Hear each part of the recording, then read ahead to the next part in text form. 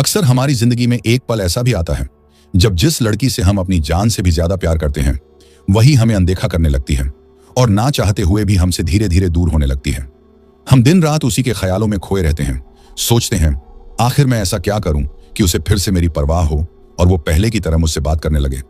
लेकिन ऐसा तभी होगा जब तुम आज की इस वीडियो को पूरा ध्यान से देखोगे, क्योंकि आज मैं बताने वाला हूं वो 4 काम जिन्हें अगर तुमने अपनी लाइफ में जगह दे दी तो वो लड़की जो आज तुमसे बात करना भी पसंद नहीं करती वो खुद तुम्हारे पीछे पागल हो जाएगी। क्योंकि आज मैं तुम्हें बताने वाला हूं स्टोइसिज्म की वो बातें जो तुम्हें इतना मजबूत बना देंगी कि तुम्हें चाहना उसकी मजबूरी बन जाएगी। तो वीडियो शुरू करने से पहले एक छोटी सी रिक्वेस्ट है मेरे भाई, अगर ये वीडियो तुम्हें थोड़ा भी हेल्पफुल लगे तो इसे लाइक करो, शेयर करो, ताकि ये बात हर उस इंसान तक पहुंचे जो आज भी किसी के इग्नोर करने से टूट चुका है। तो चलिए शुरू करते हैं आज की वीडियो को। पहला काम, जब वो बात करना छोड़ दे तो खामोश नहीं, समझदार बनो। अब सुनो, जब कोई लड़की तुमसे बात करना छोड़ देती है तो उस वक्त सबसे बड़ी गलती जो हम करते हैं वो है उसे मनाने की कोशिश। लगातार मैसेज भेजना, बार बार पूछना क्या हुआ, नाराज हो, क्यों बात नहीं कर रही। यहीं पर सब खत्म हो जाता है, क्योंकि लड़की के लिए अब तुम कोई मिस्ट्री नहीं रहे बल्कि एक प्रेडिक्टेबल आदमी बन गए हो जो हर बार वही गलती दोहराता है। अब क्या करना है? सिंपल, चुप नहीं रहना, कंट्रोल में रहना। मतलब ये नहीं कि ईगो से इग्नोर करो, बल्कि अपनी एनर्जी वापस खींच लो। कुछ दिन के लिए गायब हो जाओ, बात मत करो, स्टोरीज मत डालो, ना कोई रिएक्शन दो, ना एक्सप्लेनेशन दो। अब वो सोचेगी अचानक ऐसा क्या हो गया, ये तो हमेशा मैसेज करता था, अब चुप क्यों है। वो खुद तुम्हारे पेज पर आएगी, तुम्हारा लास्ट सीन देखेगी, तुम्हारे साइलेंस में मीनिंग ढूंढेगी। यहीं से उसका दिमाग तुम्हारे बारे में सोचना शुरू करेगा, क्योंकि जब इंसान को अटेंशन की आदत लग जाती है और वो अचानक छिन जाए तो वही अटेंशन उसकी तलब बन जाती है। इसलिए पहला काम, कभी किसी के पीछे मत भागो। अपनी चुप्पी को पनिशमेंट नहीं, प्रेजेंस का पावर बना दो। जब तुम खामोशी से डिस्टेंस बनाते हो तो तुम्हारा हर मैसेज एक इंपैक्ट बन जाता है और वहीं से शुरू होती है उसकी बेचैनी और तुम्हारी वैल्यू। दूसरा काम, उसे ये महसूस कराओ कि अब तुम्हें उसकी जरूरत नहीं रही। अब जब तुमने चुप्पी अपना ली है तो अगला काम है उसे ये महसूस कराना कि अब तुम्हें उसकी जरूरत नहीं है। क्योंकि जब तक उसे ये लगता रहेगा कि तुम अब भी उसे चाहते हो, वो तुम्हें हल्के में लेती रहेगी। अब उसे दिखाना है कि तुम्हारी जिंदगी सिर्फ उसी के इर्द गिर्द नहीं घूमती। मतलब अब तुम्हारे अंदर कंट्रोल और कॉन्फिडेंस नजर आना चाहिए। अपने आप को इंप्रूव करना शुरू करो, थोड़ा सेल्फ फोकस, थोड़ा अपीयरेंस पर ध्यान, थोड़ा एटीट्यूड में बदलाव। सोशल मीडिया पर दिखाओ कि तुम अब पहले वाले नहीं रहे, लेकिन ध्यान रखना शो ऑफ नहीं करना है। बस इतना दिखाना है कि तुमने अपनी एनर्जी वापस खुद में लगा ली है। अब उसका दिमाग खेलना शुरू करेगा, अरे ये अचानक बदल कैसे गया, अब ये मेरे बिना भी इतना खुश कैसे है, क्या इसे किसी और से बात हो रही है। यहीं से वो बेचैन होने लगेगी और यकीन मानो, जो इंसान तुम्हें इग्नोर कर रहा था वो अब तुम्हारा स्टेटस बार बार चेक करेगा, तुम्हारी हर पोस्ट पर नजर रखेगा और एक दिन खुद से मैसेज भेज देगा बात करने के लिए।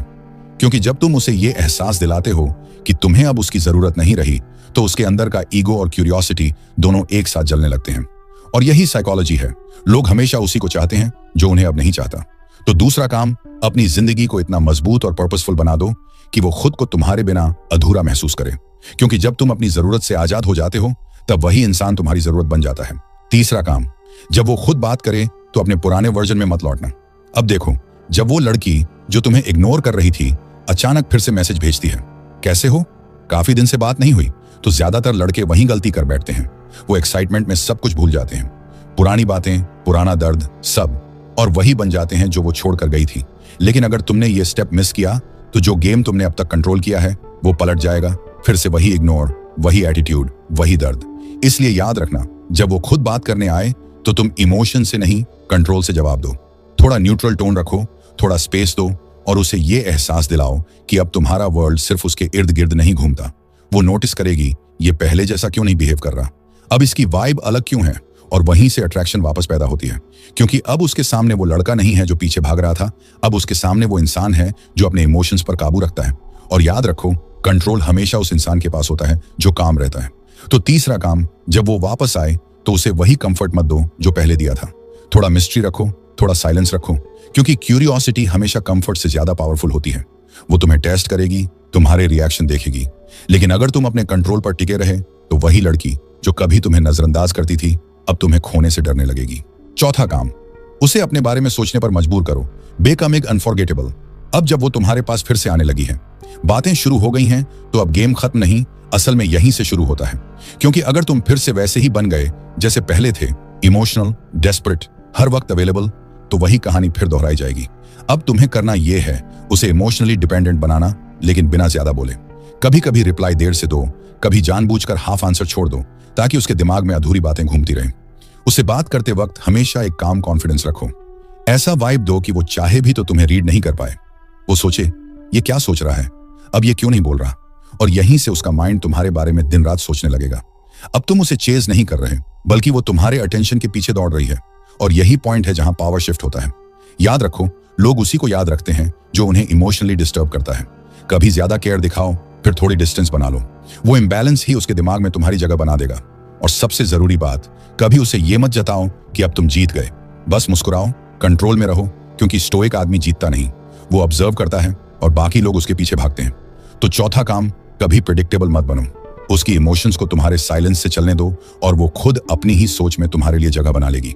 क्योंकि सच्चा कंट्रोल ये नहीं कि वो तुमसे बात करे, सच्चा कंट्रोल ये है कि वो तुम्हारे बारे में सोचना बंद न कर पाए। तो भाइयों, अगर ये बातें तुम्हारे अंदर कहीं गूंज गई हों, तो वीडियो को लाइक करो, शेयर करो और कमेंट में लिखो, अब मैं कंट्रोल में रहूंगा। क्योंकि आज से तुम किसी के पीछे नहीं भागोगे, बल्कि वो तुम्हारे पीछे भागेगी। तो मिलते हैं अगले वीडियो में, तब तक के लिए धन्यवाद।